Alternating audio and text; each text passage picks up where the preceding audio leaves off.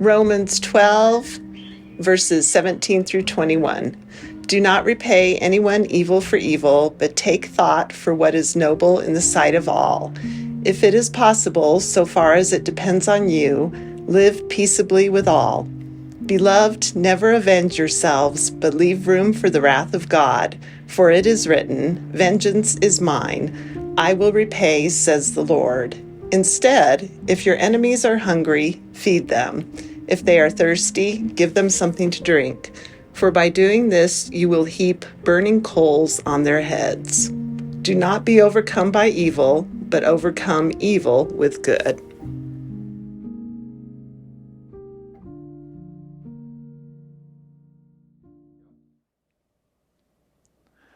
Fight like Jesus, that's our title for this series on practicing nonviolence. But I'm starting to think it should have been titled I Dare You, or even I Double Dare You, because the call to live nonviolently feels like one incredible dare, doesn't it? As in, I dare you to try this and see what might happen next. Last week, Jesus said, if your adversary backhands you, turn the other cheek. If a bully forces you to carry his pack 1 mile, carry it 2. If a loan shark fleeces you out of everything, give him your last stitch of clothing also. I dare you to try these things, says Jesus, and see what happens next. And aren't we thinking, Jesus, why do you have to make this so hard for us? And why are you always so easy on our enemies? If faith is trust in what we cannot see, then faith alone seems already to be one incredible dare. But faith in Jesus' way of nonviolence feels like one incredible next level double dare, doesn't it? It's just hard work. And I do not pretend to have mastered it myself. In fact, I fail to live up to Jesus' double dare of nonviolence more often than not. Maybe that's because I have a highly sensitive bully detector and an overactive sense of moral justice.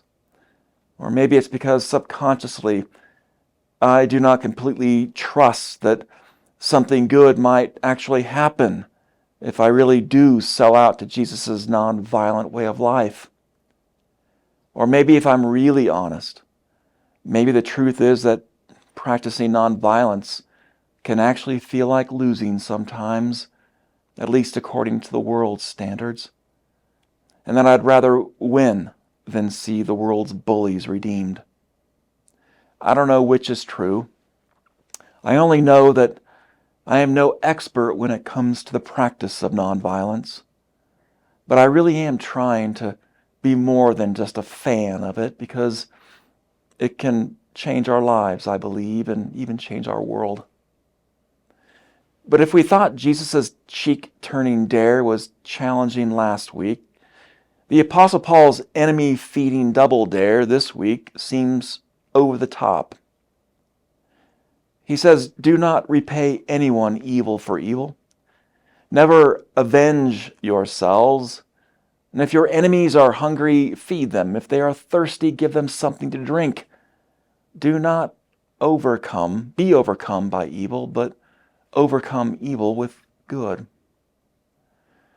On paper, Paul's prescription sounds like the noblest of aspirations that we'd all like to believe can turn our trials into triumphs and our worst enemies into the best of friends. Until, of course, that moment actually comes when our enemy has us firmly in a headlock and is giving us a noogie with one hand and a wedgie with the other. And we find ourselves caught in that moral dilemma between our magnanimous ideals and our now very painful reality. Everyone has a plan, joked Mike Tyson, until they get punched in the mouth. When it feels like we're actually under some physical, emotional assault, our noblest ideals often take a back seat to our human impulse to fight back, to defend ourselves, and to destroy our opponent. So Paul's prescription really seems like an incredible, impossible double dare. But if it helps, Paul isn't necessarily giving advice here about how to deal with every enemy or every form of evil. Paul here is writing to Christians in Rome who, because of their conversion to Christianity, are suddenly dealing with fractured relationships with family members, friends, and neighbors. These Christian converts in Rome, they find themselves on the outside of their social circles due to their new religious beliefs that now prohibit them from certain behaviors, especially the worship of idols. These new Christians are now distancing themselves from events and social gatherings associated with their old way of life. And all of the people who knew them before their conversion, their family and friends and neighbors, they can't understand why. And they don't approve of their new beliefs and practices. You can imagine the questions. What's happened to you? Where did you get these strange ideas, and how can you believe these things? If you think it can be hard to share holiday meals with extended family and friends now, or to talk about religion or politics with your neighbors and coworkers and friends in today's polarized world, just imagine what these Christians living in Rome were experiencing in the year 55 CE. Some had left Judaism, others had left paganism. Many had left their families, but all had left their old lives. And in doing so, they'd become the object of harassment, betrayal, ridicule, rejection, gaslighting. They'd become minorities in a pagan world, otherized for their odd beliefs and practices. There are worse forms of persecution, to be sure, and they would come later. But the social and emotional bullying they endured was very real. Now, this is important to note here because when we hear the call to live nonviolently in the world, we almost always want to imagine the most extreme cases of evil for which we want to believe the nonviolent response simply would not work. We immediately think, well, what about the Hitlers of the world? What if an intruder breaks into my house at night? What about the terrorists, ISIS, Putin, or Hamas? Are you saying, preacher, that I'm not supposed to fight back against evil? But Paul isn't writing a prescription for foreign policy or international relations here. Nor is he telling us to endure an abusive relationship or to turn a blind eye to evil, or to cooperate with oppression, or to be a doormat for the bullies on life's playground. In the face of genuine evil or injustice, feeding the enemy can be irrational, dangerous, an act of complicity. We don't have to imagine the extremes or the extremists here to understand Paul's teaching. He makes it profoundly personal and relational. He's talking about people we know, whom we might consider our enemies. Can you think of someone in your life for whom the word enemy applies? Someone who's hurt you, who antagonizes or intimidates you, or who just gets under your skin and brings out the worst in you. We don't often use the word enemy to describe our personal relationships. It can be hard to think of people as our enemies. In the Greek, the word is ekthros. It refers to someone who's openly hostile, maybe seemingly irreconcilable. And sure, we could be talking about the Darth Vaders or the Dr. Evils or Lord Voldemorts and the Jokers of the world, some dangerous threat whom we perceive as irredeemable. But we could also be talking about someone as nearby and ordinary, as the gossiping neighbor across the street, the harassing coworker down the hallway, or that aggressive driver riding your bumper down the highway. Ekthros. Forget for a moment about the Osama bin Ladens of the world. Think about the people you are apt to know or encounter. The openly hostile, irreconcilable, difficult people you have to share the sidewalk with. How do you deal with these people in your life? Like Jesus, Paul believes it always starts with interrupting the cycle of hostility or violence. He says, do not repay anyone evil with evil. This is where it begins. We have to break the cycle. I read about a man serving a 10-year prison sentence in Maryland for a deadly act of road rage. A teenage driver cut him off on the interstate while driving to work one morning. After a cat and mouse chase, he finally caught up to the teenager and rammed his car through the center divider, killing that teenager and also a mother of 3 on her way to work at the Pentagon. Asked by a reporter why he did what he did, that man said, in the moment, I thought someone needed to stop that kid. Paul understands we are not hardwired to endure the hostilities of others without trying to settle the score. For every action, there is an equal and opposite reaction, right? And before it became Newton's third law of motion, it was the sanctioned code of conduct for humans, written into Hebrew law as an eye for an eye.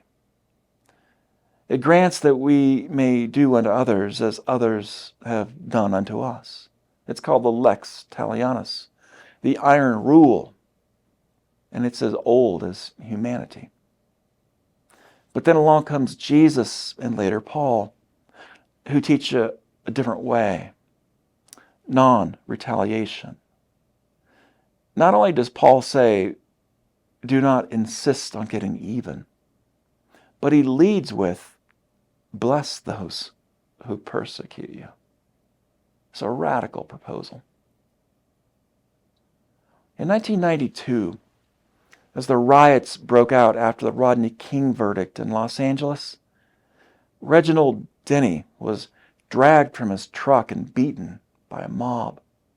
It was captured on live television. I watched it. His skull was fractured in 91 places. He underwent years of surgeries and rehabilitation. His assailants were arrested and tried, but Reginald Denny sought out their families to offer forgiveness. He even shook hands with one of his attackers. After this remarkable public gesture of forgiveness, one of the reporters commenting on that scene wrote these words. He said, "It is said that Mr. Denny is suffering from brain damage." I guess we don't know what to say when someone interrupts the cycle of violence and blesses their enemies, except to call it a broken brain. Then Paul says here, never avenge yourselves, but leave room for the judgment of God. Paul knows that if left to our own devices, we will try to play God, making judgments and taking actions that claim to have some ultimate and final authority over the lives of those who have hurt us. Martin Luther King Jr. said, "There is some good in the worst of us, and some evil in the best of us." And when we discover this, we are less prone to hate our enemies. Dr. King's commitment to nonviolence was influenced by the first 3 principles of Gandhi's nonviolent philosophy. 1, all life is one. Number 2, we each have a piece of the truth and the untruth. And number 3, human beings are more than the evil they sometimes commit. But in our impulsive rush to judgment and vengeance, it's impossible to see these truths. The late theologian Walter Wink said, when we demonize our enemies, calling them names and identifying them with absolute evil, we deny that they have that of God within them, which still makes transformation possible. We play God. We conclude that our enemy has drifted beyond the redemptive hand of God. A Detroit woman lost her 7-year-old daughter to an attacker. And after years of therapy and healing, she was asked how she felt about the attacker. And she said she'd finally released her bitterness and anger toward him because as long as she remained bitter, she'd forever remain his next victim. When she was finally able to release the anger, she found her freedom again. "You must have a big heart," said the interviewer. "No," she replied. I have a big God." The way of nonviolence, it leaves room for God to be a big God on God's own time. And finally here, Paul says, if your enemy is hungry, feed him. If she's thirsty, give her something to drink. It's likely the last thing anyone would ever want to do, actually feeding our enemy. But then Paul adds this little line at the end of that, which we like. Paul says, "For by doing this you will heap burning coals on their heads." We like this heaping burning coals on their heads part because even though we've just been told we can't avenge ourselves, it sort of sounds like Paul is covertly giving us permission to get medieval on our enemies, doesn't it? I mean, from what we know of burning coals, it definitely sounds like heaping them on the head of our enemy would hurt like a lot. But unfortunately, context is again everything, and nothing about the ancient act of heaping burning coals on heads is meant to hurt anyone. In fact, it's quite the opposite. In ancient times, almost everything was carried on one's head. Water jars, baskets of fruit, vegetables, meats, and fish. Those carrying the burden rarely touched it with their hands. With their cargo balanced on their heads, they could walk through crowded streets with grace. In most homes, the only fire the ancients had was kept in what was called a brazier, which was used for cooking as well as for warmth. The fire in the brazier was always burning, but if it happened to go out, a member of the household would take the brazier to a neighbor's house to borrow coals. Then she'd lift the brazier to her head and return home. Most neighbors would share at least some coals, but a truly generous neighbor would heap the brazier full of coals. So feeding an enemy or giving him drink, says Paul, is like heaping the empty brazier full of live coals, which is life itself to the person in need of it. And suddenly here what we have is a powerful symbol of radical, unexpected generosity that has the power to rekindle light and life in our enemy. What we have here is a reminder that within every enemy is often a fire that has at some point gone out. A light, a warmth, an inner life that has been extinguished by some power, principality, some fatal spirit about which we do not know or cannot see. This we know to be true. Those who do not transform their trauma will transmit their trauma. It reminds me of the remarkable witness of the late Will Campbell.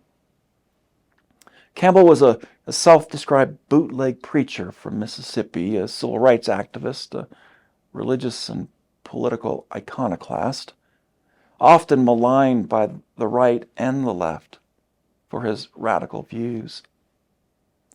Campbell was a freedom rider who marched with Dr. King, but he also famously sipped whiskey with members of the Ku Klux Klan. He infuriated liberals by performing funerals and weddings for notorious Klansmen, visiting them in hospitals, even visiting the racist James Earl Ray in prison after Ray assassinated Dr. King in 1968. Because of this, the New York Times called Campbell, quote, a knot of contradictions. But Campbell had spent enough time with racists and Klansmen to understand that they were all, in some sense, victims of tragedy, as he said. He insisted that many of them had been abused as children and were tormented by fears and uncontrollable rage, often by untreated mental illness. He said famously, anyone who is not as concerned with the soul of the dispossessor as he is with the suffering of the dispossessed is being something less than Christian. Mr. Jesus, he said, died for the bigots as well. It was as though Campbell had spent his whole life heaping burning coals on the heads of those whom others called redneck racists.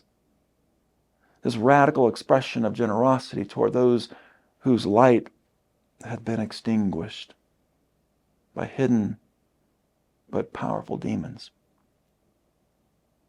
Dr. King made this notion of generosity toward his opponents the second principle of nonviolent resistance. He called it winning friendship and understanding. And it prioritized building relationships over being right, finding solutions in which everyone might have their emotional needs met, treating the opponent with dignity and engaging conflict without hatred, and seeking reconciliation whenever possible. And it was a dare, even a double dare. And it still is. Walter Wink told a story from his youth about standing among a crowd in Selma, Alabama in 1965. Darkness had fallen, and around the crowd of protesters stood rows of sheriff's deputies, with the Sheriff Jim Clark at the center. Sheriff Clark was not simply a garden variety racist, but the kind who often used a cattle prod on nonviolent protesters. And the crowd was on edge. The peaceful protesters feared the police would start beating those protesters. But just then a young black minister took to the microphone to lead a song. And he opened the song with the line, "Do you love Martin King?" And to which those who knew the song responded, "Certainly, Lord." "Do you love Martin King?" "Certainly, Lord." "Do you love Martin King?" "Certainly, certainly, certainly, Lord." And then he lifted up the names of several leaders, and the crowd each time echoed, "Certainly, certainly, certainly, Lord." And without warning, he sang out, "Do you love Jim Clark?" And "Certainly, Lord," came the stunned reply. "Do you love Jim Clark?" "Certainly, Lord." "Do you love Jim Clark?" And the point had finally sunk in. "Certainly, certainly, certainly, Lord."